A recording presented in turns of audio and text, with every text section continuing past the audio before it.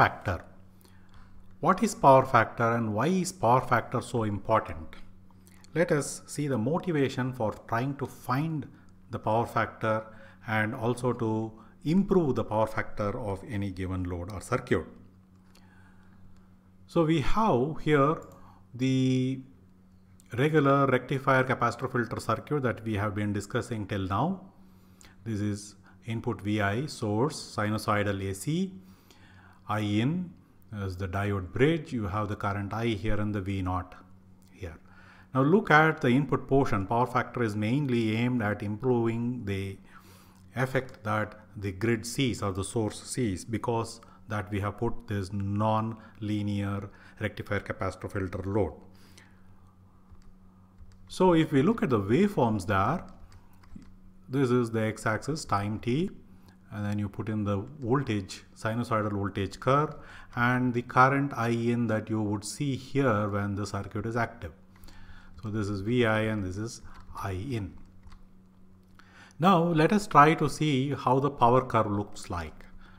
So let us draw a bigger version of that, and let us put in the voltage wave shape. I am putting it dotted, indicating sampling, and then let us put in the current wave shape for one cycle.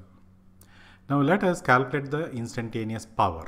Instantaneous power is found by multiplying instantaneous value of current with the instantaneous value of voltage at that time instant. So let us say here power is 0, which means what it basically means is that the current from here to here is 0.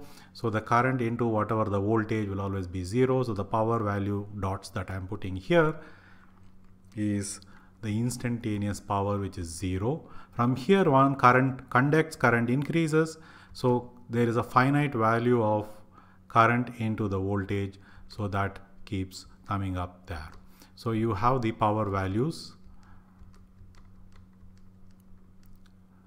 And then again it becomes 0 here, all up to this point when current begins to flow. Both current and voltage are negative here. Power V into I will be positive. So it is of this shape. Then 0 again. Then if I connect all the dots, this will be the power curve.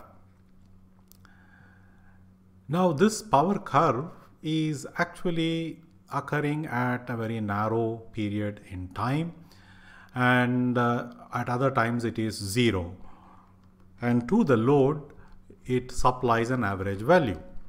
So let us say this is the instantaneous power curve, and the average of that is the average value delivered to the load here, V0, I0, and that will be P0 or P load.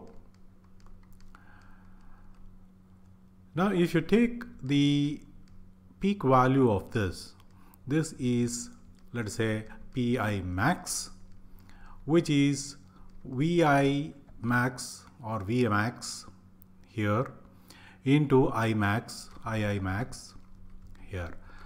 Now that will be the peak power that is drawn from the source.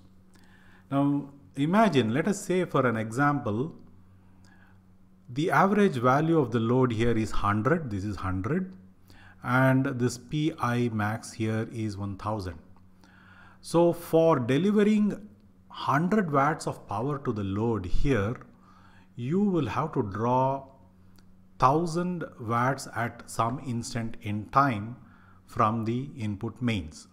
What it means is that the input supply and all the upstream equipments, cables, connectors, switches, plugs, sockets, all will have to be rated for the high power rating that you will be drawing only for a short period of time, so as to supply the low average load. So which means that you are underutilizing the supply side equipments and the supply.